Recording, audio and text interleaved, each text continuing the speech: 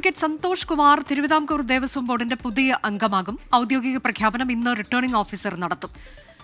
CPIM മുൻ member G സുന്ദരേശന്റെ കാലാവധി പൂർത്തിയായതോടെയാണ് നിയമനം. MG പ്രതീഷ് വിവരങ്ങളുമായി. പ്രതീഷ്, വിശദാംശങ്ങൾ. അനുജ, 3 അംഗങ്ങളുള്ള തിരുവിതാംകൂർ ദേവസ്വം ബോർഡിലേക്കാണ് പുതിയ മെമ്പർ നിയമിക്കപ്പെടുന്നത്. ഇന്ന് വൈകുന്നേരം 4:30 തന്നെ റിട്ടേണിംഗ് ഓഫീസർ ഔദ്യോഗികമായി പുതിയ മെമ്പറെ പ്രഖ്യാപിക്കും. ചെങ്ങന്നൂർ സ്വദേശിയായ അഡ്വക്കേറ്റ് സന്തോഷ് കുമാറാണ് തിരുവിതാംകൂർ ദേവസ്വം ബോർഡിന്റെ പുതിയ മെമ്പർ സ്ഥാനത്തേക്ക് എത്തുന്നത്. മുൻ CPM മെമ്പർ കൂടിയായ ജി സുന്ദരേശൻ 2 വർഷം കാലാവധി പൂർത്തിയാക്കിയതിനെ തുടർന്നാണ് പുതിയ നിയമനമുണ്ടാകുന്നത്. ഈ കേരള നിയമസഭയിലെ ഹിന്ദു MLA മാർ ചേർന്നാണ് ദേവസ്വം ബോർഡ് മെമ്പറെ നിയമിക്കുന്നത്.